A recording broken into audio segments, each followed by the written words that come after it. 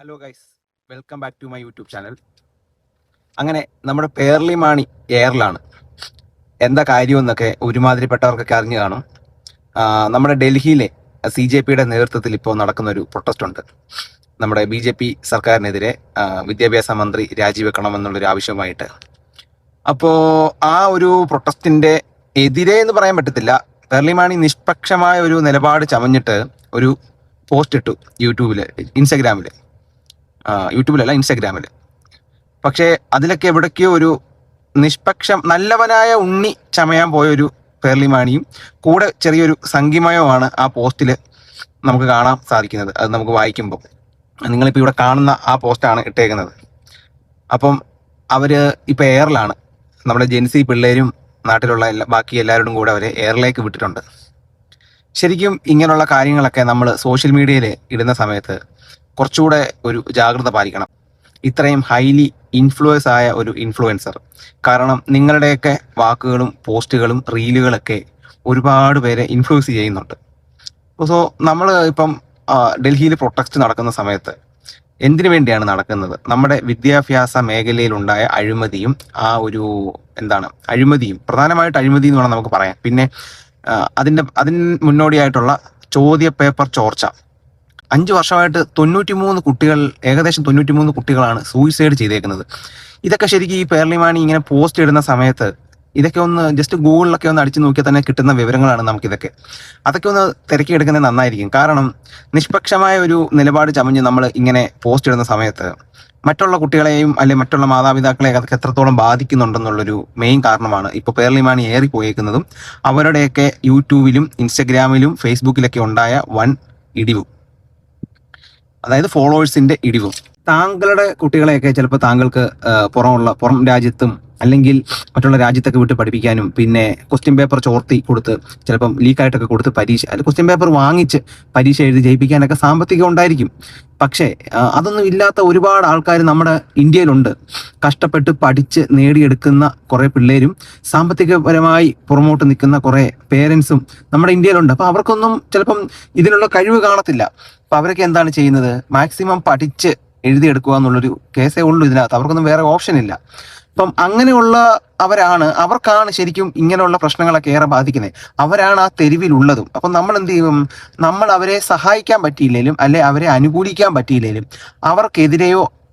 അവർക്കെതിരെ സംസാരിക്കാതിരിക്കുക, അല്ലെ അവർക്കെതിരെ ഒരു പോസ്റ്റുകളോ ഒന്നും ഇടാതിരിക്കുക. ശരിക്കും അതാണ് നമ്മൾ ചെയ്യേണ്ടത്. അല്ലാതെ നമ്മൾ നിഷ്പക്ഷമായ ഒരു രീതി ചമച്ച് നല്ലവനായ ഉണ്ണി ചമഞ്ഞ് നമ്മൾ ഇൻസ്റ്റാഗ്രാമിൽ പോസ്റ്റ് ഇടുകയല്ല ചെയ്യുന്നത്. അതും എപ്പോഴാണ് ഇട്ടത്? നമ്മുടെ പ്രധാനമന്ത്രിയുടെ ഒരു നൈറ്റിൽ ഒരു വീഡിയോ വന്നതിന് ശേഷമാണ് പല സെലിബ്രിറ്റികളും പൊങ്ങി വരുന്നത്. നട്ടെല്ലിന് പകരം വാഴപ്പിണ്ടി വെച്ച് നടക്കുന്ന കുറെ ആക്ടേഴ്സ് ഉണ്ട് ഇവിടെ.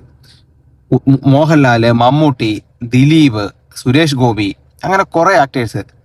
ഇവരൊക്കെ സൂപ്പർ സ്റ്റാറുകളാണെന്നാണ് പറയുന്നത്. ഇവരൊക്കെ ശരിക്കും റിയൽ ലൈഫിൽ സൂപ്പർ സ്റ്റാറുകളല്ല. കാരണം പ്രകാശ് രാജിനെ പോലുള്ള ഈ സിനിമയിൽ വില്ലൻ വേഷം മാത്രം ചെയ്തു വരുന്ന ആളൊക്കെയാണ് ശരിക്കും സൂപ്പർ സ്റ്റാറുകൾ റിയൽ ലൈഫിൽ. കാരണം ഇവർക്ക് വേണ്ടി അവിടെ പോയി നിരാഹാര സമരത്തിൽ ഏർപ്പെടുകയും ഈ രാജ്യം മുഴുവനും, ഇങ്ങനെ ഒരാളൊക്കെ ചെല്ലുന്ന സമയത്ത് രാജ്യം മുഴുവൻ അറ്റൻഷൻ കിട്ടും ഈ ഒരു പരിപാടിക്ക് അല്ലെങ്കിൽ ഈ ഒരു പ്രൊട്ടസ്റ്റിന്. അപ്പം അങ്ങനെയൊക്കെയുള്ള കാര്യങ്ങൾ പുള്ളിയുടെ സൈഡിൽ നിന്ന് പുള്ളി ചെയ്തിട്ടുണ്ട്. അപ്പോൾ സെലിബ്രിറ്റികൾ എന്ന് പറയുന്നത് നെഗറ്റീവ് പറയാൻ വേണ്ടി മാത്രമാകരുത്, അല്ലെങ്കിൽ മിണ്ടാതിരിക്കുക. അവർക്ക് സപ്പോർട്ട് കൊടുക്കാൻ കഴിഞ്ഞില്ലെങ്കിലും അവരെ പ്രതിരോധത്തിലാക്കാതിരിക്കണം. അതുകൊണ്ട് മാത്രമാണ് ശരിക്കും ഇപ്പം പേർലിമാണിയുടെ ഇൻസ്റ്റഗ്രാമിൽ നിന്ന് ഫോളോവേഴ്സിൽ ഗണ്യമായ കുറവും യൂട്യൂബിലും ഗണ്യമായ കുറവ് നേരിടുന്നതും പിന്നെ കമന്റ് ബോക്സ് ഓഫാക്കി വെച്ച് പോകേണ്ട ഗതികേടും വന്നേക്കുന്നത്. പോസ്റ്റ് ഇടുന്ന സമയത്ത് കമന്റ് ബോക്സ് ഓഫാക്കി ഇടുക. പിന്നെ നിഷ്പക്ഷമായ കാര്യങ്ങൾ പറയുമ്പോൾ അഭിപ്രായം രേഖപ്പെടുത്തുന്നവരെ എന്തിനാണ് പേർലിമാണി ഭയക്കുന്നത്? എന്തിനാണ് ആ കമന്റ്സ് ഡിലീറ്റ് ചെയ്ത് കളയുന്നത്? താങ്കളുടെ നിലപാടിൽ മറ്റുള്ളവർക്കുള്ള ഒരു അഭിപ്രായമാണ് താങ്കളുടെ ചാനലിൽ അല്ലെ താങ്കളുടെ കമന്റ് ബോക്സിൽ അവർ രേഖപ്പെടുത്തിയിരിക്കുന്നത്. അത് താങ്കൾ ഡിലീറ്റ് ചെയ്യേണ്ട കാര്യമുണ്ടോ?